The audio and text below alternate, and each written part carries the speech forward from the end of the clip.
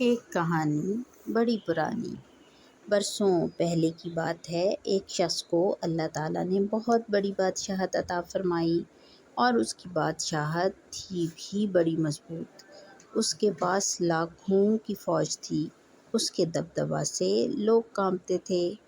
ایک مرتبہ اس کے نجومیوں نے اسے بتایا کہ ایک بچہ پیدا ہونے والا ہے جو تیری بادشاہت کو ختم کرنے کا سبب ہوگا۔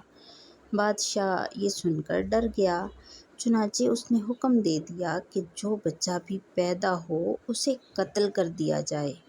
80,000 بچے اس کے حکم پر قتل کر دیے گئے اور کوئی چون چرا نہ کر سکا۔ اسی سے اندازہ لگایا جا سکتا ہے کہ اس کی حکومت کس قدر مضبوط تھی۔ اس کی فوج بڑی منظم تھی۔ بادشاہ کبھی بیمار نہیں ہوا تھا۔ جی ہاں، آپ صحیح سمجھے، وہ بادشاہ فرعون تھا۔ اللہ تعالیٰ نے اسی کی بادشاہت میں حضرت موسیٰ علیہ السلام کو پیدا فرمایا، اور اللہ تعالیٰ کی قدرت دیکھیے، اسی فرعون کے گھر میں آپ کی پرورش ہوئی جو آپ کو قتل کر دینا چاہتا تھا۔ حضرت موسیٰ علیہ السلام کو اللہ تعالیٰ نے اپنا نبی بنایا اور انہیں فرعون کے پاس بھیجا کہ وہ سرکش ہو گیا ہے، اسے نرمی سے سمجھاؤ۔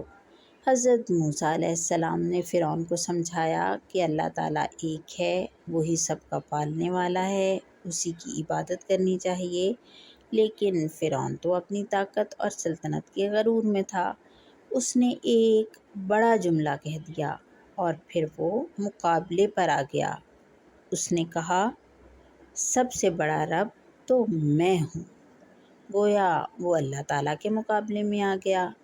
بنی اسرائیل نے حضرت موسیٰ علیہ السلام کی بات کو مان لیا۔ وہ نافرمانی چھوڑ کر اللہ تعالیٰ کی اطاعت اور فرمانبرداری پر آ گئے۔ لیکن فرعون مزید سرکشی پر اتر آیا اور وہ حضرت موسیٰ علیہ السلام کے پیچھے فوج لے کر روانہ ہوا۔ حضرت موسیٰ علیہ السلام اور ان کے ماننے والوں کے پیچھے لاکھوں کی فوج پڑ گئی۔ حضرت موسیٰ علیہ السلام اللہ تعالیٰ کے حکم سے اپنی قوم کو لے کر چلے۔ چلتے چلتے آگے دریائے نیل آ گیا۔ اب حضرت موسیٰ علیہ السلام اور ان کے ساتھیوں کے دونوں جانب موت تھی، آگے دریا اور پیچھے فرعون کا لشکر۔ کچھ لوگ گھبرا گئے، وہ سمجھے کہ اب تو ہم ضرور مارے جائیں گے۔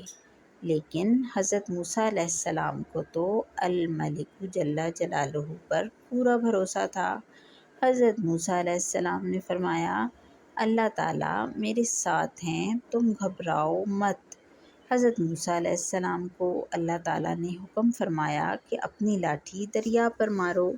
پھر جیسے ہی حضرت موسیٰ علیہ السلام نے اپنی لاٹھی اللہ تعالیٰ کے حکم سے دریا پر ماری تو الملک جل جلالہ نے دریا میں 12 راستے بنا دیے۔ حضرت موسیٰ علیہ السلام اور ان کے ساتھی دریا پار کرتے ہوئے آخری کنارے پر پہنچ گئے۔ فرعون دریا کے کنارے پر کھڑا سوچ رہا تھا کہ اس میں داخل ہو یا واپس پلٹ جائے۔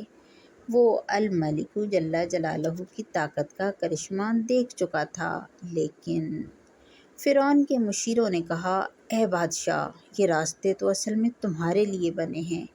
فرعون پھر تکبر میں آ گیا اور اپنے انسان اور بندے ہونے کو بھول گیا تھا۔ مال اور ملک کے تکبر میں خدائی کا دعویٰ بھی کر چکا تھا۔ جیسے ہی فرعون اور اس کی فوج دریائے نیل کے درمیان پہنچی، الملک جل جلالہ نے دریا کو دوبارہ ملنے کا حکم فرما دیا۔ جب وہ پانی میں غرق ہونے لگا، اپنی موت سامنے نظر آنے لگی اور عقل ٹھکانے آئی تو اب کہنے لگا، میں موسیٰ کے رب پر ایمان لاتا ہوں۔ لیکن اب پانی سر سے گزر چکا تھا، چونکہ اس نے بہت بڑا دعویٰ کیا تھا۔ اس اللہ تعالیٰ نے اسے سزا بھی سخت دی۔ دریائے نیل میں غرق ہو کر مر گیا تو دریائے نیل نے اس کی لاش باہر پھینک دی۔ دریائے نیل بھی اس مردود کو اپنے پاس نہیں رکھنا چاہتا تھا۔